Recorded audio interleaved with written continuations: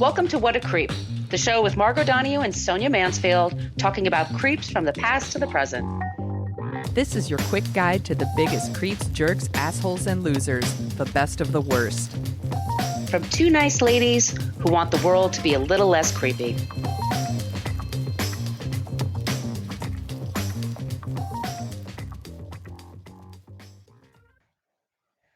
Welcome back to What a Creep. This is Margot Donahue, and my cohort in creepitude, as always, is the amazing Sonia Mansfield.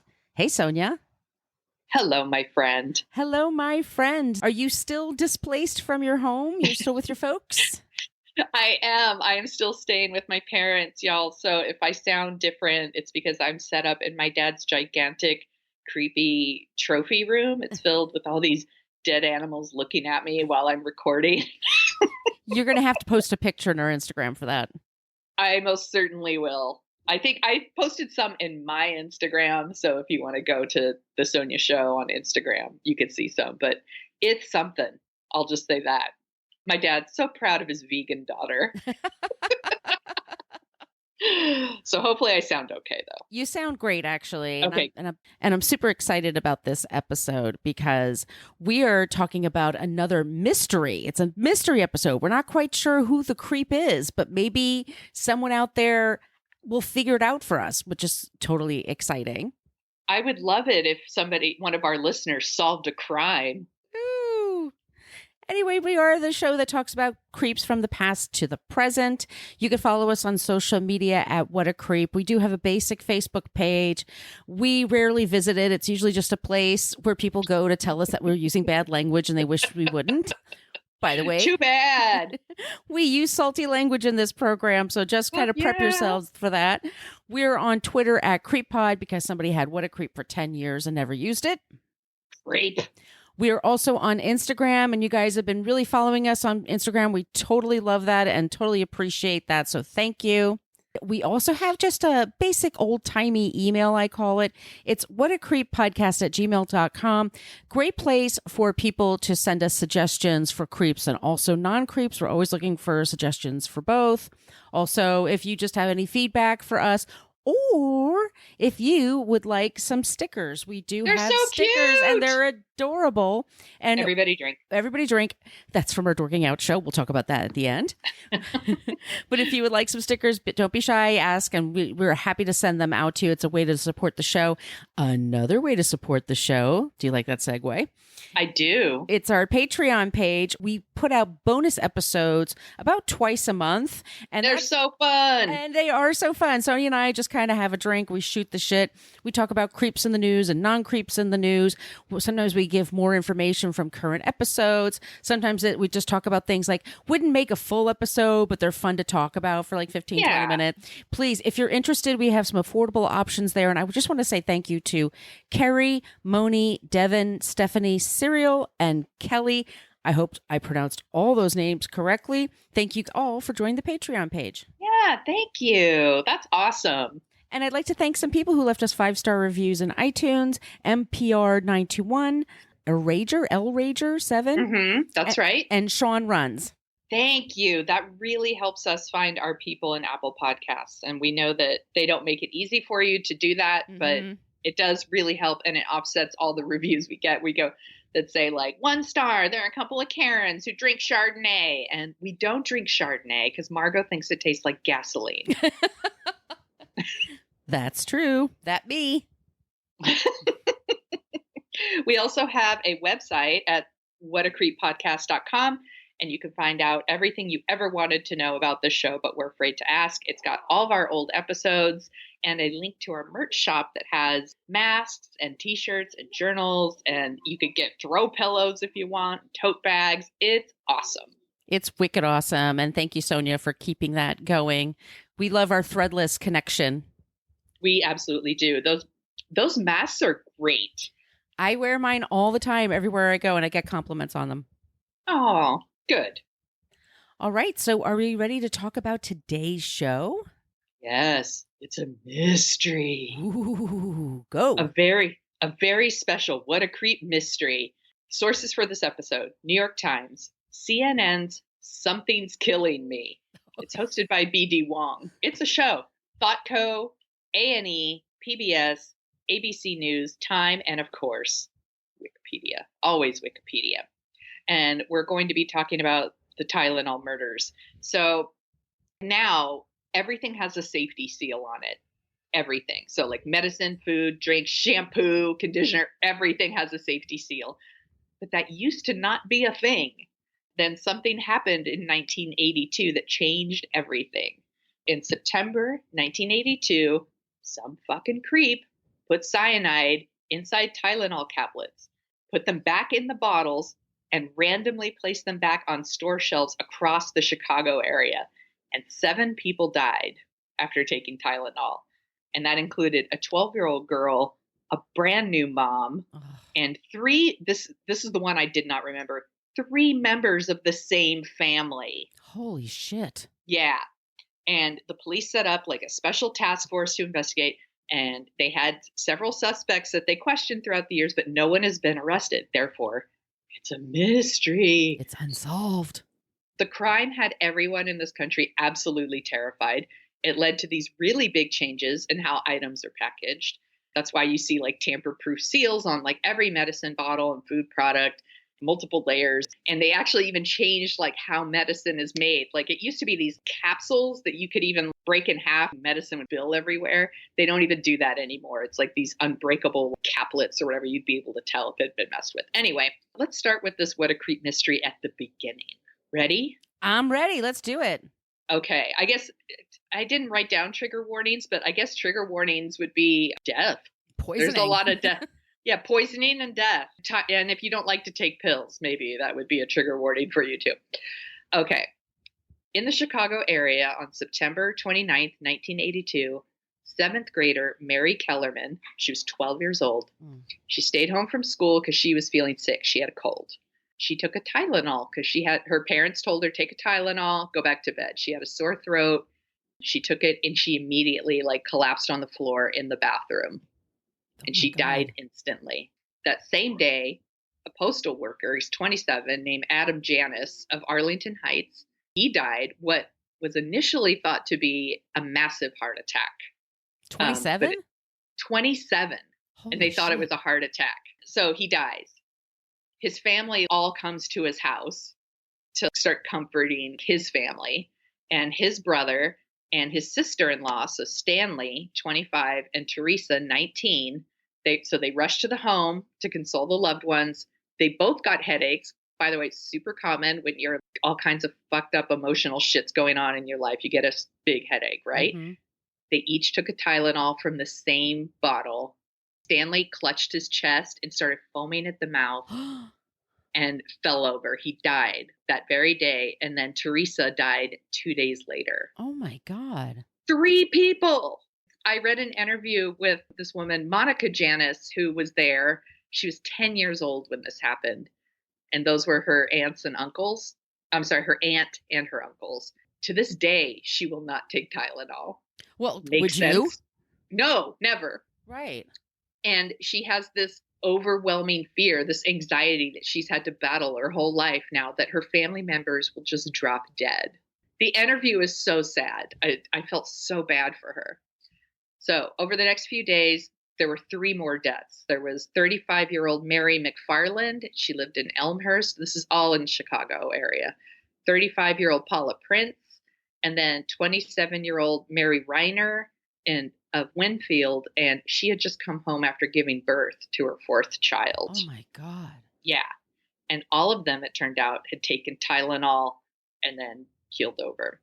All the Tylenol was bought from different stores, by the way. They didn't all just go to the local Walgreens or whatever. They figured out it was the Tylenol pretty fast, but it wasn't the police that figured it out. It was actually a nurse at the hospital in Arlington Heights. Her name was Helen Jansen. She was the first to identify that Tylenol was the culprit.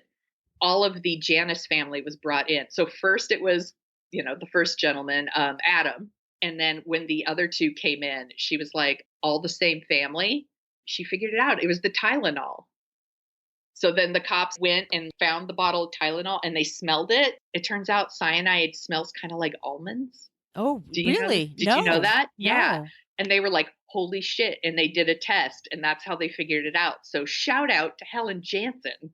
Yeah. For our nurses, Yeah. frontline workers. Yeah, they figured it out. So I wanted to tell y'all what happens when you take cyanide. Cyanide basically, it prevents your cells from getting oxygen. Immediate symptoms are like headaches and dizziness, weakness and fatigue, lack of coordination. And those could be attributed to a lot of other things. So you may not even know that you've taken something that like cyanide. But then if you took like a larger dose, you go unconscious, there's convulsions, lung damage, respiratory failure. You could go into a coma, and of course you die.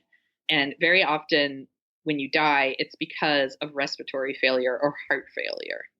Oh my God. It is awful. It's not like, oh, what a peaceful way to go. It isn't. It's awful. That's what happened with the Lindbergh maid. Yeah. Yeah. She drank the silver polish that had cyanide in it. So, no, it's not a good way to go. Sometimes people who take it, their skin will turn like blue, their skin and their body fluid. You'll start to smell like almonds. I mean, almonds smell good, but really, like if you smell like it's not almonds, a good symptom. Yeah. Yeah. Unless you're using like a Bath and Body Works almond scented lotion, you should be smelling like almonds, I guess. So the Tylenol was produced by Johnson and Johnson. And I wrote in my notes, hey, thanks for the vaccine. I got it. I'm very grateful to Johnson & Johnson. They manufacture Tylenol. And, I don't like to give props to Massive Corps, but they are the model for how you do something like this. They took a really active role. And when they figured out it was Tylenol, they worked with the media. They issued mass warnings telling people to not take Tylenol. You could even bring it to them and they would like replace it, but I couldn't imagine anybody would want it. Yeah. Oh, here, replace it with other Tylenol that might also be poisoned. So it was an unprecedented recall. It was more than 31 million bottles of Tylenol. It cost the company more than $100 million. It was a really big deal at the time. Oh yeah, I remember. And we've had a couple of other incidences. What was the one? It was like Odwalla. Remember that juice company? They had like some tainted juice that went out. Nobody does the recall like Johnson and Johnson did it back in the day. Like I said, all over the media, encouraging people not to take it. They offered a reward for anyone that would give information to figure out who did this. They did a lot. So we're not here to shit on Johnson & Johnson today. But if we do one on the opioid crisis, we will.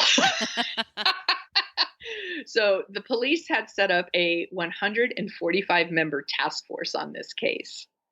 They were just baffled because the pills came from different production plants. They were sold in different drugstores around Chicago. Their conclusion was that someone was taking the bottles off the shelves, and because there was no tamper-proof stuff, they would just open it, put poisonous pills in there, put it right back on the shelf. Oh my God, we were so vulnerable. So vulnerable. All it's this so time. Scary. Yeah, because I remember capsules very well. Me too. You opened them up and the medicine came out. Or the little, it was Contact. Remember that? That was like a. Yes. My mom used to take those for allergies. Yeah. And before they had, and it was a joke for years, not a great joke, but people would always joke about child-proof capsules. I'm an adult. I could barely open this thing. It's like, that's good if you're buying. Yeah. By the way, drugs. I still can't. I still like totally struggle opening those things, and I can't even open fucking shampoo and shit. But it's good. We need that. Like, how scary. Because whoever did this didn't give a fuck who took it. They weren't targeting a specific person or a specific group of people, or it was 100% random. Anyone could have bought this. That's really scary. Yeah. Do you remember when this was going on? I do remember. I had a friend at the time. Her name was Jennifer, and her dad worked for Johnson & Johnson. And it was like you could not joke about this stuff because people were telling really bad jokes about Tylenol. Yeah. at the time, and her dad like had no sense of humor about it. It was a really big deal. But I remember when all of a sudden you had the seals for everything, and it was childproof tops and all this stuff. And like I said, people bitched about it and people complained. Like, especially if you're arthritic, it's really hard to open up those things. But when you hear about what actually happened, it's like you said, they didn't have a seal even. Like you know, usually you know, crack open a seal and you take the cotton out. Now you're like, okay, that bottle is preserved. It was fine. It's, you know, they tampered with it. It just didn't happen before. That's what's so crazy to me. I totally remember this time. I just remember it being all over the news. My parents still watch the local news all the time. And the lead story forever was about this because it was really scary. And then you start to wonder, is it just Tylenol? Is it everything? And you just didn't want to take anything. It was a really crazy time.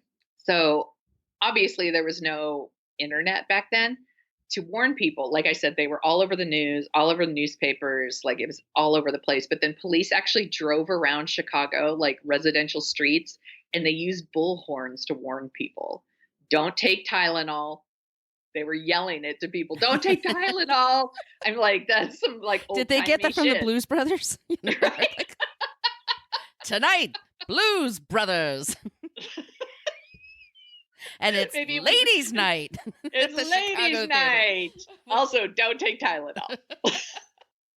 In some places, they went door to door with bags and they were like collecting people's Tylenol bottles so that they could test them. They were making announcements at schools and all over the local TV news.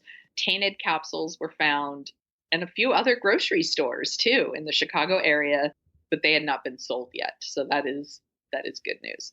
So here's a rundown of a few of the suspects. Now we're going to get to the good stuff. One of the suspects was Roger Arnold. He was investigated and cleared eventually, and this is crazy, he had a nervous breakdown after all the media attention. Because like I said, everyone was freaking out and everyone really wanted to know who did this and they wanted to know why so we could all like get back to normal. There was all this media attention when he was starting to be investigated. Like I said, eventually he was cleared, but he blamed it on this man named Marty Sinclair. And Marty was a guy who worked at a bar. And I guess Roger would go to this bar, had somehow mentioned that he had cyanide in his home. And so Marty was like, yeah, sure. Hey, can I get a beer? Also, I have cyanide in my home. Like, what the fuck? So Marty told the cops. I mean, he's not wrong. So they started investigating Roger. In the summer of 1983, Roger shot and killed this man named John Stanzia. It's because he thought he was Marty Sinclair. That's how much Roger hated the bar owner that turned him into the police. He killed a man who looked like him. Wow. Yeah. And then he was convicted of that murder. He served 15 years of a 30-year sentence for second-degree murder, and then he died in June 2008. One of the other suspects was a woman named Lori Dan. She actually poisoned and shot a number of people in 1988 in Illinois, and I think it's called Winnetka, Illinois. Sure, Winnetka? Let's say I'm right. Yeah, that sounds right. Okay. I should have just said Illinois. So she was considered a suspect, but they really could not find any connection to her. She has a really crazy story. And if I told her story, this podcast would be like 3 hours long. But I did want to tell you there was a book written about her life, and it's called Murder of Innocence. It was turned into a made-for-television movie. Oh, my God. And it starred Valerie Bertinelli. Okay, is that the one who kills the kid at the schoolyard? Yes! I know that one. Yeah. Oh my, it's a really good movie. It's a terrible story. Yeah, but it's a fucked up story. Yeah, she had mental health issues, obviously. But it was affecting her marriage, and then she went to a school and tried to poison these kids with their juice boxes. Yes. And then didn't she shoot them? She shot a couple of people, yeah. Oh my God. And yeah. including one kid. Yeah. Yeah, she had a lot of problems. Yeah, she had a lot of issues. Oh but my God. when I saw the TV movie connection, I was like, well, I have to bring this up. Well, I've seen it. They used to play this on Lifetime all the time. Yeah, of course. Yeah. Wow. So I know. And then in May 2011, the FBI actually requested some DNA samples from the Unabomber, Ted Kaczynski. They thought maybe he was connected, and he denied ever doing it. He said he never had any cyanide. But the first 4 crimes by the Unabomber happened in the Chicago area from 1978 to 1980. His parents still lived there. So there was this thought that maybe he was connected, but they got their DNA and they never found any kind of connection. But the number one suspect is this man, and he's still the number one suspect, is this man named James Lewis. And he is the main suspect mainly because at one point he claimed to be the Tylenol killer. I'm like, Okay.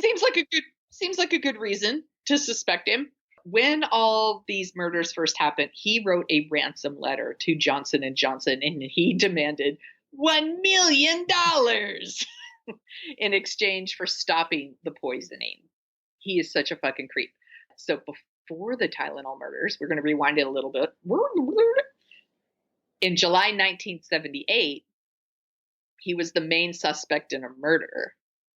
And this story is kind of bananas, so bear with me here. Lewis worked as a bookkeeper in Kansas City, Missouri, and his first client was this 72-year-old retired truck driver, and his name is Raymond West. Raymond eventually was reported missing by a friend. The police went to his house, and there was a note on Raymond's door, and it's in Lewis. The note is on Lewis's business's letterhead. So that's a pretty good clue. And the note, yeah, West is out of town. Raymond's out of town, and the cops were like, oh, I guess he's out of town. Nothing suspicious here. So that worked for a little while. And then the friend complained again, and the officers went into Raymond West's home, and then they found another note, and the note was on the table. And once again, it's Lewis's letterhead from his business. And it says that Raymond West is sleeping. He's sleeping. Don't wake him. Don't wake him. That shit worked. They fucking left. They were like, oh, I guess he's sleeping. I don't know what is wrong with these cops. So finally, the police go back. They did a second search. This is 3 weeks later. That's a really long sleep. They go back. They found Raymond West's body in the attic. It was wrapped in sheets and garbage bags. Oh, Jesus. Total, and all chopped up. They started investigating. It turned out that Lewis had taken like $5,000. All of this over like $5,000 from West's bank account. I'm sorry, Wayne's World. We've got $5,000. We got $5,000. $5,000. It's so stupid. I'm sorry. That's nothing. No, it's like, it feels like nothing. It's just, yeah. So they did a search of Lewis's home. They found a rope. They found garbage bags, and they found checkbooks, and they all belonged to the victim. So he was arrested, and he was charged with the murder, and then the charges were dropped because the judge ruled that the search of his home was illegal. Oh, for fuck's sakes. Yeah, exactly. So this guy got away with murder. Just saying. I know you were innocent until proven guilty, but this guy got away with murder. Okay, so back to our Tylenol murders. Lewis was identified by fingerprints and the envelope used for his ransom letter for his $1 million. Whoa! Police were unable to link him to the crimes, though, because he was actually living in New York City at the time and had not been to Chicago. They couldn't prove anything. Mm-hmm. Eventually, Lewis admitted that he did write the letters. He was like, but I really want to help. And this is usually a sign of someone who also did it, by the way. All of a sudden, they want to be really helpful. He gave these plans to the police, very detailed plans on how the capsules could have been injected with lethal doses of cyanide. But Lewis has always maintained his innocence. He says that he's just trying to be a good citizen, quote unquote, good citizen, by giving authorities detailed sketches that explain the crime. And he actually said in an interview at one point, I could tell you how Julius Caesar was killed, but that doesn't mean I was the killer. Okay, but Yeah, you right. weren't alive when Julius Caesar was in power. So that's kind of stupid. Cool story, bro. So he was never convicted of this crime, but he was convicted of extortion, and he served 13 years of a 20-year sentence, and he was paroled in 1995. The Department of Justice is still investigating him as a possible suspect. They are constantly collecting new evidence. Both Lewis and his wife, which, by the way, he's married. This fucking creep is married. Of course. Anyway, they took DNA samples from both of them, but they still have not been able to connect it to him. The cops are still really focused on him. They still think he's the guy, and they're just trying to prove it. But then a daughter of one of the victims, so Mary Reiner, the new mom, one of her children, Michelle Rosen, she does not think Lewis is responsible, and she thinks it's an inside job. And so she has been dedicating her life to finding out who did it. And she is convinced that tampering occurred somewhere in the manufacturing. And so she is, if you Google it, she's trying to raise money through different, not charities, where you're trying to raise money for your projects. Yeah. I know what you're thinking. What's the fucking word? Like a Kickstarter or something. Thank you. Like, yes, she's trying to do things like that to like fund. Yes, she's trying to crowdsource her investigation. I should put a link to that in the show notes, and I'll do that. As a result of the Tylenol murders, there were all these copycat incidents all across the country. There were more than 270 different incidents reported of product tampering in the months following the Tylenol deaths. Holy shit. Yeah. There were pills tainted with everything from rat poison to hydrochloric acid. People got sick. 3 more deaths in 1986 from tampered medicine. It was Excedrin. A woman died in Yonkers, New York after taking, oh no, this was Tylenol. Sorry, this was another Tylenol laced with cyanide. Excedrin was used in Washington, where a woman named Susan Snow and then a man named Bruce Nickel both died, also cyanide. But eventually they arrested Nickel's wife for it. Ta-da. Scorned wife, I think. Yeah, and then there were like copycats that expanded to like food tampering. So then there was, so all of this happened late September, early October, and then Halloween came. And this is when people start freaking out about Halloween. Some people said they kept finding like sharp pins and razor blades and candy. And this is when some communities actually banned trick-or-treating altogether that Halloween. But this is when it became a common thing for parents to start inspecting your candy for tampering. And we knew they were doing that just to be able to get their hands on the goddamn candy. I never bought that. By the way, my dad 100% was like, I need to look at your candy. And then he'd take all the sugar daddies. Like, you bastard. That I also considered it the toll. It was like the toll I had to pay for being a kid and living in their house, I guess. I'm like, I guess I have to go up all my sugar daddies.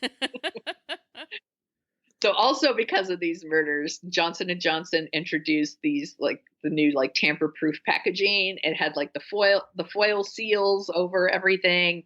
It made it really obvious if anyone had like tampered with it. And because they did that, those kind of protections became the industry standard. So that's pretty cool. Mm-hmm. They also changed the caplets. That's so funny to me. I just remember the contact commercial where you could like break open. Oh yeah, that was the whole point. And you would see like these little teeny balls of medicine or whatever. That's when they changed it to these gelatin, easy to swallow capsules or pills, basically. I wrote in my notes, now if we could just get Johnson & Johnson to buy some gun manufacturers. Right? I'm like, because we have all these guns that are killing people, but we don't do anything about it. The following year, in 1983, the U.S. Congress passed something called the Tylenol bill and made it a federal offense to tamper with consumer products. And in 1989, the FDA established federal guidelines for manufacturers to make all products tamper-proof. I wrote in my notes, remember when Congress actually did stuff like this? Good times. Responded to a tragedy appropriately. Yes, exactly. Remember when they actually wanted to protect you? I feel like now all these companies would get together and fucking hire a bunch of lobbyists and none of this would happen. That's what I feel like would happen now. But it was an easier time, the 80s. We were all high on Aquanet and on Atari 2600s, I guess. And MTV. And MTV. We were all distracted by the new Loverboy video. So that is our What a Creep mystery, the Tylenol murders. Good job, Sonia. Thank you. So who do you think did it? I think it's exactly who they think it is. Anyone who like comes forward with their helpful drawings, I'm like, red flag. Red flag. It's probably him. What do you think? Well, I don't know. This is all like a lot of this is new information for me, so I'm just wondering. I'm first of all, I'm freaked out by the Valerie Bertinelli movie that you just mentioned because that's going through my mind. There's a scene in that movie where she's wearing gloves and she shows up at the school and she poisons the kids' juice boxes. I went down a total rabbit hole and put all the stuff about her in my notes, and I was like, that's not what this episode is about. No, she was a very sick person, by the way. Yeah. And she was trying to get help. I mean, she was trying. It's just she was diagnosed with like obsessive compulsive disorder. I think schizophrenia. Yeah, she had a really fucked up marriage. There was like a whole thing but she was also like working as a babysitter for multiple people. Before she went into that school, she had made all these little boxes of treats, cookies and juice boxes and stuff. They were all laced with cyanide. But the thing is, she diluted it so much, nobody died. I think some people felt unwell. If they, it was like a couple people ate it and felt unwell, but they didn't die. But then she went into the school, tried to poison people there. She tried to shoot somebody. At some point, like her and her husband were splitting up and he got stabbed with an ice pick. And he claimed she did it, but the wound looked self-inflicted. So the cops weren't buying it. And he didn't pass a polygraph. And she said that he raped her multiple times. Cops didn't believe her, right. Even though she passed. What's crazy to me, they gave her a polygraph test. She passed it twice, because they were still kind of married at the time. They were like, that's not really a thing. And it's fucked up what she did. But when I was reading everything about her, I felt sorry for her. She was very, very sick. She was schizophrenic. She had a lot of issues and she wasn't, they didn't know how to treat her. And it was really bad. Yeah. That's a really disturbing movie. And it's fucked up that she could even buy a gun. Like she bought a gun, it's like here's someone with this past, like a police record for some of the things she had already done. And she was still able to buy a gun. It was fucked up. America, fuck yeah. Anyway, so is that guy still alive? The main He is. Oh, how old is he now? Oh, good question. I'll look it up. But he's alive. Let's just say that. He is alive. I don't even think he's old. So he's probably like in his 20s at the time. Yes. And it was 40 years ago. Yeah. So it's like 60s or 70s. Yeah. Okay. He's still around. He's still around. Well, good job, Sonia. You got me freaked out. No, that's no good. But I do remember that time, and I remember when all this was happening, and it was really scary. It was really, really scary to think anything could be tampered with. Exactly, because it really wasn't just Tylenol. It could have been anything. Yeah, the randomness of it. Oh my God, that's like the first Batman movie, isn't it? Now that I think about it. The first Batman movie, he tampers with everything. Like and they can't use the beauty products. Yeah, they can't even use cosmetics. And so like the newscasters' faces are all gross. And they have frizzy hair. Oh my gosh, I hadn't even thought of it until just a second. Oh my, that's crazy. Are you ready for our non-creep this week? Yes. Okay, let me take a sip of water and we'll do it.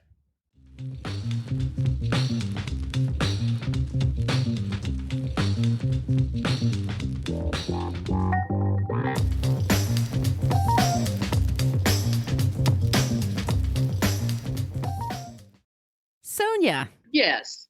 I had to look up. I couldn't find a hero for 1982 that kind of fit. I was trying to think of like a hero of the time, and I couldn't find one. I had really good people for 81, 83, not 82. And so then I just started going, well, who's a famous person from Chicago? And there's a lot of people from Chicago. Oh, yes. But I landed on someone whose music I can't say I was really into in the 80s and 90s, but I started following him on Twitter. It's Richard Marx.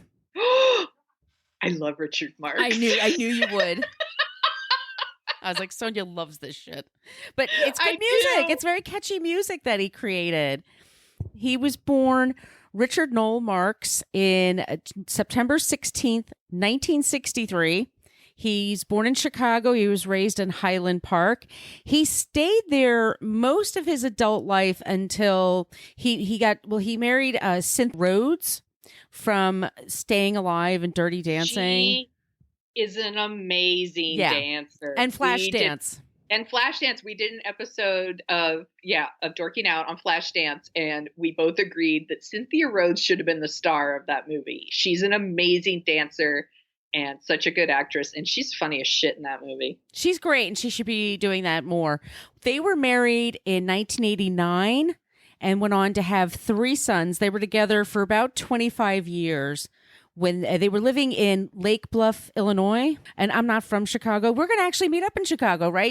You're still going to come? Yes, we are. Yeah. I can't wait. I'm officiating my first wedding. I'm going to officiate for. It's going to be up in Chicago in September. Anyway, they got divorced, and then he married Daisy Fuentes, who was an MTV VJ. That is so funny to me. I'm like, two blasts from the past. 2 total blasts from the past. I would never put them together. They look great together. They look amazing. They live in Malibu now. But Richard has just an incredible career. Some of his songs are Hold On to the Night, Right Here, Wait, lots of ballads. Don't Mean Should've Nothing. known better. Yes. Than to fall in love with you. Yeah, I was totally into Richard I Marx. bet you were totally into Richard Marx. He had the best mullet. He had incredible hair. He still does have incredible hair. He was very handsome. He's still incredibly handsome. He's also a badass on Twitter. He fights the good fight, and people. I consider him on my side. He tends to be socially progressive, democratic. People try to go after him by saying, oh, shut up, just play your music and shut up. Nobody wants to hear your point of view. And that shit just doesn't work anymore. That's just not an argument. Now that we can all go on Twitter and say what the fuck we mean, it's certainly not okay to go after him. But he's on Twitter at Richard Marx. And honest to God, just start scrolling through. He is hilarious. He's so funny. He's so funny. He will fight back with people and has no problem. And the one thing people try to go after him with, like mostly after the whole "you're a celebrity, shut up" thing, which, like I said, that doesn't work anymore. Mm-hmm. They kind of call him a has-been because he was super famous, and then he just kind of semi-retired. And he always is like, "You were never was. Don't even with me." I've seen tweets where he's like, people are like, "You're a has-been, you're this," and he's like, "Hey, like I woke up this morning and had breakfast with Daisy Fuentes." And blah, blah, like it's like, fuck off. What'd you do today? Yeah, I have my mansion in Malibu, and I go on these great vacations with my spouse.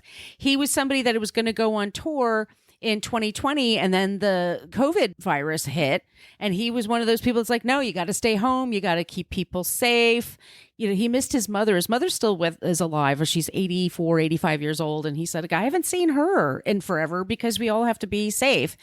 And like I said, people try to go after him for all kinds of things, homophobic things. He'll totally just bat you away. He just has no time and no patience for anybody's shit. I love this one story.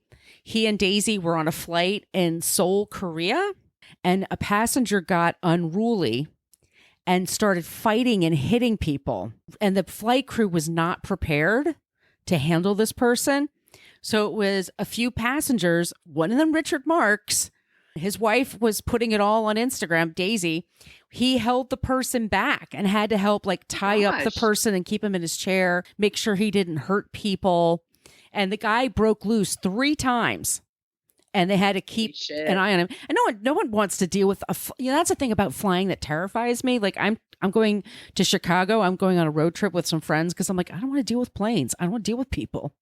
I know. It's really scary right now on planes. It really is. And but he anyway, he recently he said that I don't know if you heard about, we're going to have these guys on our show, Rand Paul and his father, Ron Paul. They're definitely going to be episodes one day. But Rand Paul, who's a total fucking prick. Yeah, I hate that guy. He had an argument with his neighbor and one of them had broken ribs. Like the cops had to be called. It was a whole fucking thing. And Richard Marx said in one of his tweets, like, one day I'm going to meet his neighbor and I'm just going to give that guy a big old hug and thank him.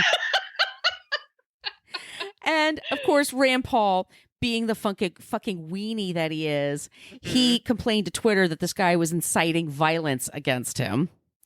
I'm so not even kidding. He's such a shithead. He went on the Stephen Colbert show. And do you know the song Right Here Waiting? Right here waiting for you. Yeah. Rand Paul was complaining that he was a C-list celebrity encouraging violence. And so Richard Marx goes to the Late Show and they had a parody song and it was Right Here Waiting. And they said, it's not Richard Marx's fault that people hate Rand Paul. And he sort of retweeted that. He said, yeah, Rand Paul, I mean, he always fights back. He fights for the good fight and fights for people. He's funny as shit. Like I said, just follow him on Twitter. I know everybody thinks Twitter's a cesspool, but yeah, I don't know. He's really fun. I always appreciate when I see him in my feed. He has a show with his wife called Tequila Talk, a podcast. Oh my gosh. He and Daisy Fuentes, they drink tequila and then they talk about what's happening in the news. So I've got to start listening to that. And I just really, I don't know. He's just sort of a surprise to me. He looks great. His songs are great. They stand up the test of time. And that is our not creep this week. Richard Marx. What a good pick. I would totally go see Richard Marx. Absolutely. He's going on, I forgot to mention, he's going on tour later this fall. And he has a memoir coming out in the middle of July. If you check out his Twitter feed, you could pre-order a copy. I'm dying to know what happened with the marriage. But anyway, that's our not creep this week. Richard Marx. That's a really good one. I remember when it had to be like 10 years ago. So Hugh Jackman came and performed in San Francisco. He was doing some stage show. It was like a music and comedy, I guess. And it was at like one of the big theaters in San Francisco. Most nights he had a mystery guest. One of the mystery guests, I just remember this one night, was Richard Marx. I remember reading about it on another site. I didn't go see the show, but Richard Marx was the mystery guest and he sang Right Here Waiting for You, but he changed the words to Right Here Waiting for Hugh. Oh, I love it. And I'm like such a dork, right? Because I'm like, that's amazing. I love it. And he just seems like a cool guy. He does. He seems very cool. Like I said, he fights the good fight. I feel like he's on the right side of things. I just completely enjoy him and his music. So Richard Marx, you're a not creep. Congratulations, sir. You're an illustrious company. Trust me. He is. I agree. Good pick. I was going to pick Michelle Obama, but for one, I'm like, I think we already talked about her before. And another thing, somebody goes, oh, you're being political. So I just wanted to find someone from Chicago that's, by the way, who's very political. So in essence, I got what I wanted. This is true. Yeah. It's true. If you like the sound of our voices, and what the hell, of course you do if you've stuck around this far, late in the show. We co-host a show called Dorking Out, where we dork out about movies. And Sonia, what is the next movie we're going to be covering? We are talking about The Cable Guy. Woo! Which is celebrating an anniversary. What year? 25th. 25th. Oh, that makes me feel so old.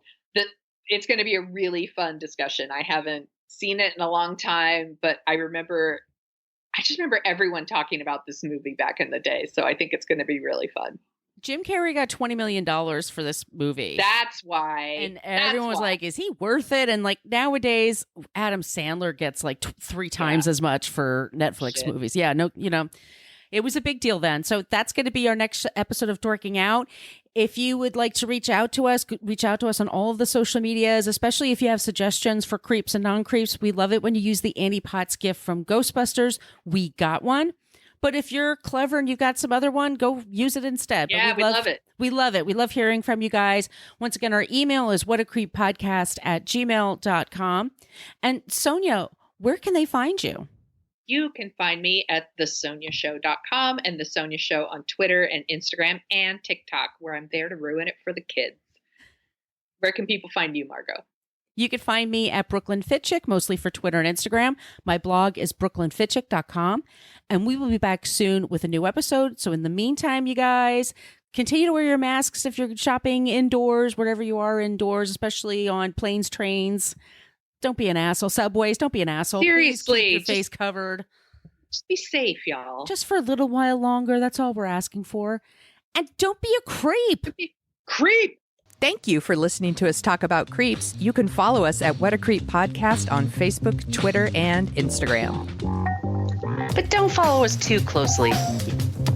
You can email us your creepy stories at whatacreeppodcast@gmail.com. But please keep your dick pics to yourself.